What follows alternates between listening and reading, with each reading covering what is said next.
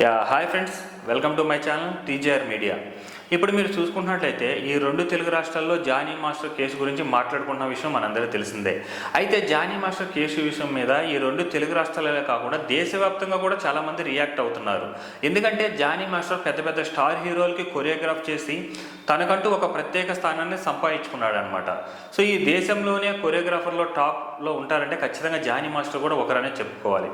ఇప్పుడు అతని ఫ్యూచర్ కూడా ఎలా ఉందంటే పీక్స్లో ఉందని చెప్పుకోవాలి. Full busy schedule. ఆ సిచ్యువేషన్లో తన అసిస్టెంటే కేసు పెట్టేసరికి ఒక్కసారిగా మొత్తం రివర్స్ అయిపోయింది. సో ఈ కేసు మీదే నిన్న గోవాలో పోలీసులు అరెస్ట్ చేశారు. అలాగే హైదరాబాద్కి తీసుకొని వచ్చి తనైతే రిమాండ్లు అయితే విధించడం జరిగింది. అయితే ఇది జరిగేసరికి, ఈ కేసు జరిగేసరికి చాలామంది చాలా రకాలుగా భిన్నాభిప్రాయాలు తెలియజేస్తున్నారనమాట.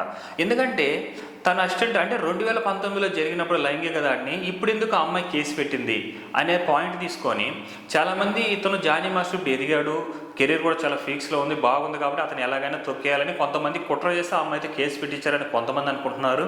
కొంతమంది అయితే ఇతను జనసేన పార్టీలో ఉన్నాడు కాబట్టి పొలిటికల్గా యాక్టివ్గా ఉన్నాడు, సో ఎదగనీయకుండా చేయాలి అన్నట్టు కుట్ర చేశారని కొంతమంది అంటున్నారు.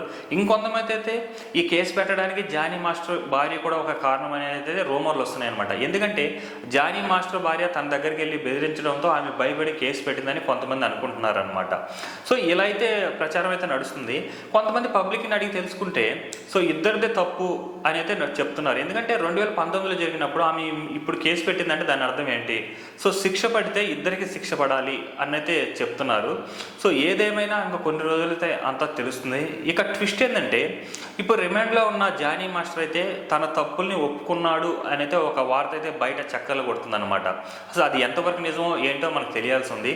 ఒకవేళ నిజంగా జానీ మాస్టర్కి తన తప్పులకి ఒప్పుకో ఉంటే సో ఆ అమ్మాయి ఏజ్ ఇప్పుడు 21 అంటే 2019లో జరిగింది కాబట్టి ఆ అమ్మాయి మైనర్గా ఉన్నప్పుడు జరిగింది కాబట్టి ఖచ్చితంగా జానీ మాస్టర్కి అయితే పెద్ద శిక్షే పడుతుందన్నమాట.